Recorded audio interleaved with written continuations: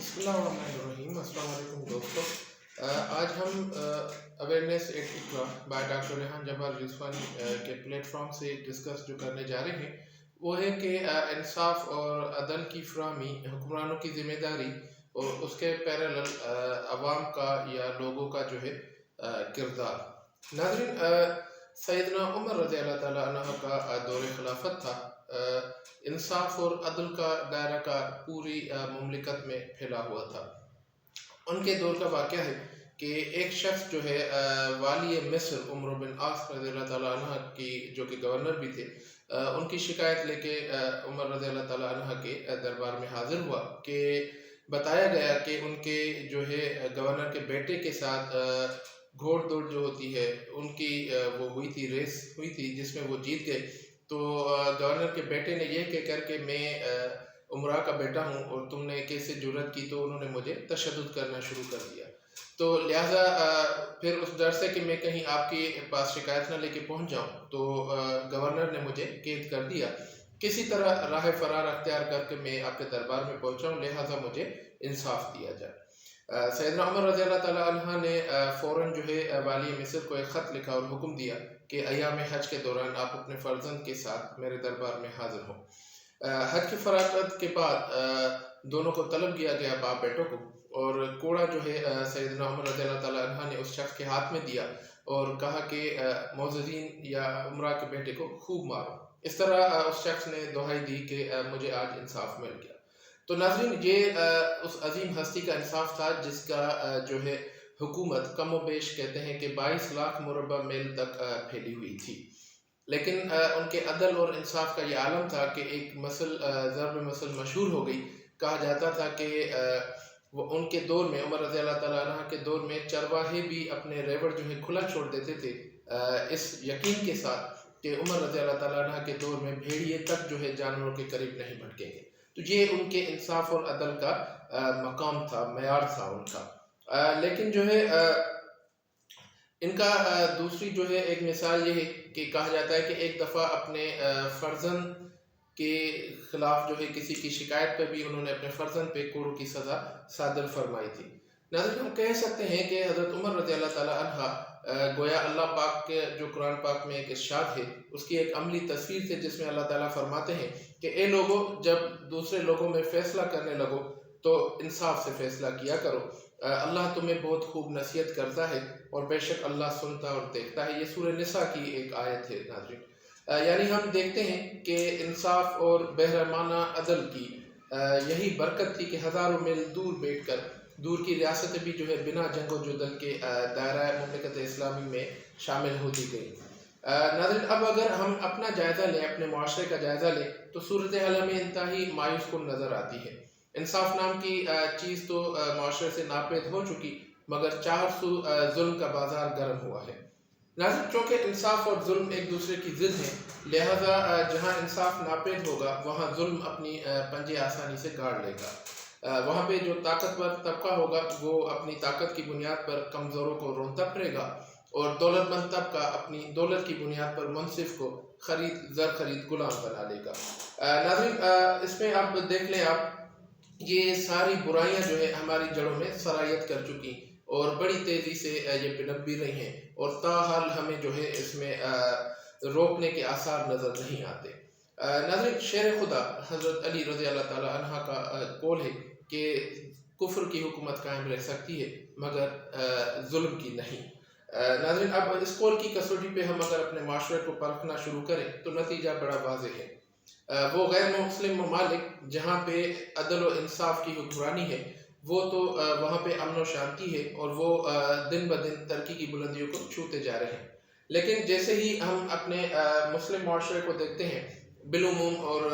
وطن عزیز کو بالخصوص دیکھتے ہیں، تو وہ دن بدن جو ہے ہم پستی کی گہرائیوں میں گرتے چلے جاتے ہیں۔ اور اس کا سبب کیا ہے؟ اس کا سبب میری عاجزانہ رائے میں یہ ہے ظلم اور ناانصافی۔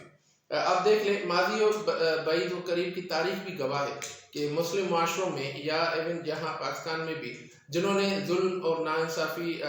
کا بازار گرم کیے رکھا، ان کو آخر کار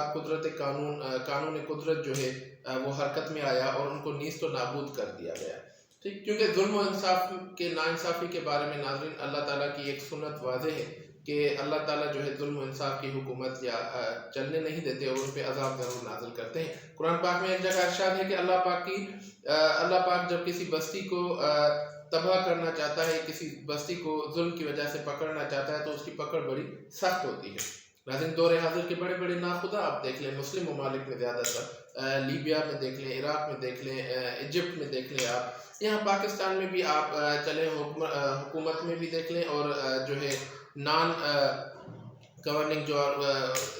قوتیں ہیں ان میں بھی آپ دیکھ لیں، جنہوں نے ظلم اور ناانصافی کا بازار گرم کیے رکھا، لیکن بالآخر قانون قدرت حرکت میں آیا اور ان کو عبرت کا نشان بنا دیا گیا۔ ناظرین لیکن افسوس کا مقام یہ ہے کہ ان حکمرانوں کے ساتھ ساتھ ناانصافی اور ظلم کو ناانصافی کو بڑھاوا دینے میں ہم عام لوگ بھی برابر کے ذمہ دار ہیں، قصوروار بھی ہیں۔ کیونکہ اگر دیکھا جائے نجی سطح پہ تو ہمارا کوئی بھی معاملہ ہو، چاہے خاندانی ہو، چاہے کاروباری ہو، چاہے معاشرتی ہو، یا کوئی بھی جرم ہو، تو سب سے پہلے ہم اس میں جو ہے مجرم یا جو ملزم ہوتا ہے ان کے جو ہے اسٹیٹس کو دیکھا جاتا ہے، ان کی دولت، ان کا جو ہے معاشرتی مقام جو ہے، ان کے حسب نسب کو دیکھا جاتا ہے، پھر اس کے حساب سے اس سے جو ہے ڈیل کیا جاتا ہے۔ اگر کوئی نام نہاد معتزین میں سے ہے جو ظلم کا بازار گرم کرتا ہے، چاہے کرپشن کرتا ہے، چاہے اربوں روپے جو ہے وہ اس کی بددیانتی کر کے وہ کھا جائے، ملک کے خزانے لوٹ لے، مال غنیمت سمجھ کے ان پہ قبضہ کر لے، لیکن ہم جو ہے ان کو بڑے جو ہے عزت و اکرام سے نوازتے ہیں، ان کو بڑے اعزازات دیے جاتے ہیں اور ان کا شمار ہم معتزین میں کرنے لگتے ہیں۔ لیکن دوسری جگہ ہم دیکھیں تو اگر کوئی غریب، کوئی ایک بیچارہ بھوکا اپنے فاقوں کی وجہ سے اپنے بچوں کے فاقے برداشت نہ کر سکے اور کہیں سے کوئی ایک روٹی بھی چراتا ہوا پکڑ لیا جائے، تو ناظرین ان کے ساتھ انصاف اور عدل کرنے کا معاملہ ہمارا جو ہے دیکھنے والا ہوتا ہے کہ ہم اس کو پکڑ کے پہلے تو وہ درگت بناتے ہیں کہ الامان الحفیظ، اس کے بعد انصاف کا بول بالا کرنے کے لیے ہم اسے قانون نافذ کرنے والے رکھوالوں کی جو ہے ان کو جو ہے وہ دے دیتے ہیں اس بندے کو، تاکہ وہ بھی اپنا انصاف کا بھرم قائم رکھ سکیں۔ لیکن ناظرین آپ کو میں بتاتا چلوں کہ حضرت عمر رضی اللہ تعالیٰ عنہ ہی کا قول یا اس میں واضح جو ہے طرز عمل ہے کہ جب بھی بھوک اور فاقے کی وجہ سے کسی ریاست میں اگر کوئی چوری کرتا ہے تو سیدنا عمر رضی اللہ تعالیٰ عنہ کا یہ قول تھا کہ سزا جو ہے، حد جو ہے وہ وہاں کے حکمرانوں پہ جاری کر دینی چاہیے، نہ کہ اس جو ہے روٹی چرانے والے پہ۔ ناظرین اس پہ ہم جو ہے ایک رسول اللہ صلی اللہ علیہ وسلم کے دربار کا واقعہ بھی میں آپ کو بتا دوں عدل و انصاف میں، کہ ایک دفعہ ان کے دربار میں جو ہے کسی عورت کو پیش کیا گیا کسی چوری کے مقدمہ میں۔ وہ عورت جو ہے چونکہ ایک اعلیٰ خاندان سے تعلق رکھتی تھی، تو کچھ لوگوں نے وہاں پہ دربار میں کچھ لوگوں نے ان کے حسب نسب کا واسطہ دے کر جو ہے نبی رسول اللہ صلی اللہ علیہ وسلم سے معافی کی درخواست چاہی۔ تو ناظرین یہ بات سن کے رسول اللہ صلی اللہ علیہ وسلم نے جو جواب دیا، وہ ان کا قول مبارک یا ان کی جو حدیث مبارک ہے وہ ہمارے لیے لازماً جو ہے مشعل راہ ہونی چاہیے، کہ نبی پاک صلی اللہ علیہ وسلم نے فرمایا کہ تم لوگوں سے پہلے جو قومیں تھیں وہ بھی اسی وجہ سے تباہ ہوئی کہ جب ان میں کوئی دولت مند یا کوئی صاحب حیثیت کوئی جرم کرتا تو انہیں جو ہے چھوڑ دیا جاتا، انہیں جو ہے رعایت دی جاتی، لیکن جب کوئی کسی غریب طبقے سے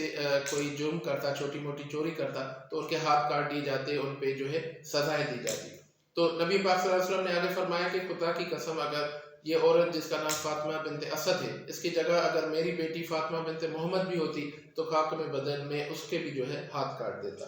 تو ناظرین اگر ہم یہ ہماری جو پیغمبر صلی اللہ علیہ وسلم جن کی ہستی جو ہے ایک طرف تو افو درگزر اور رحمت کا آئینہ دار تھی، جس کو اللہ تعالیٰ نے فرمایا کہ پیغمبر ہم نے آپ کو رحمت للعالمین کر کے دنیا کے لیے بھیجا ہے، تو ہم دیکھیں تو حضور پرنور صلی اللہ علیہ وسلم کا طرز عمل کہ ان کے اپنے جو ذاتی معاملات تھے، یعنی طائف میں جب ان کو پتھر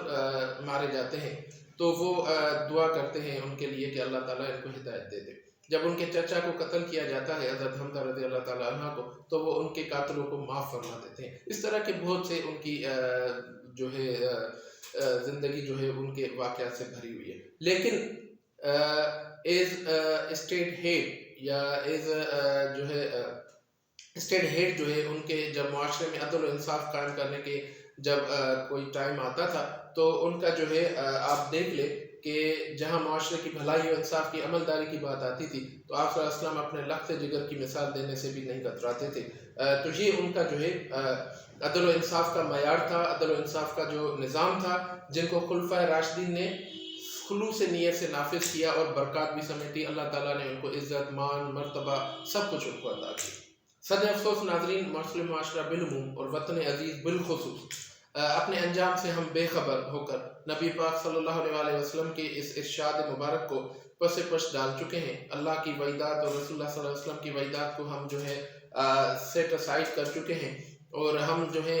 بے خبری میں ظلم و ناانصافی کرتے جا رہے ہیں. لیکن ہمیں یاد رکھنا چاہیے ناظرین کہ یہ دنیا دار الفانی ہے اور جلد ہی ہم اللہ عز و جل کے دربار میں پیش ہونے جا رہے ہیں، جہاں پہ ہمیں جو ہے ایک ذرے ذرے کا حساب دینا پڑے گا. ناظرین، ظلم و ناانصاف کی ایک دوسری جو میں آپ کے پہلو آپ کو دکھا دوں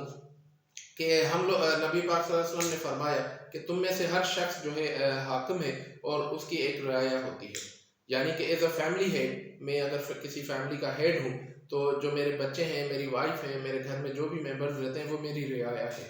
اگر میں کسی آرگنائزیشن کا ہیڈ ہوں تو میرے جو سب آرڈینیٹس ہیں وہ میری رعایا ہے. اور نبی پاک صلی اللہ علیہ وسلم نے فرمایا کہ تم میں سے ہر ایک شخص سے اپنی رعایا کے بارے میں پوچھا جائے گا. یعنی ہم دیکھ لیں کہ اپنے خادموں کے ساتھ، اپنے ملازموں کے ساتھ، اپنے بچوں کے ساتھ، بیوی کے ساتھ، یا اپنے رشتہ داروں کے ساتھ، یا جو ہم سے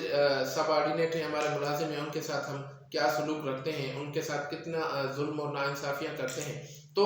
حکمرانوں کے ساتھ ساتھ ہماری بھی ذمہ داری بنتی ہے انصاف اور عدل کا نظام جو ہے قائم رکھنے کی برابر. ناظرین، آخر میں ایک میں حدیث بتا دوں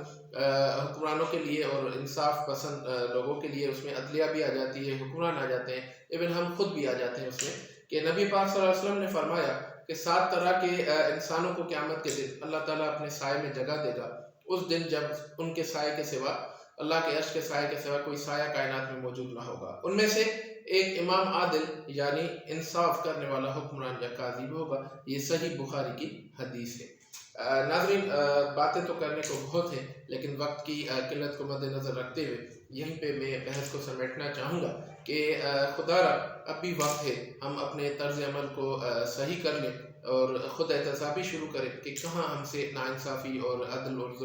کے خلاف کوئی کام ہوا ہے اور ظلم و ناانصافی ہم نے وہاں پہ انجام دی ہے، تو اس پہ ہم اللہ تعالیٰ سے معافی مانگیں. میں خود بھی دعا کرتا ہوں کہ اللہ تعالیٰ جو کچھ ہم نے یہاں پہ سنا اس پہ عمل سمجھنے اور اس پہ عمل کرنے کی توفیق عطا فرمائے. اور دعا ہے میری کہ پاکستان کو جو ہے اللہ تعالیٰ عدل و انصاف سے بھرپور ایک نظام عطا فرمائے. وآخر دعوانا الحمدللہ رب العالمین. پاکستان زندہ باد.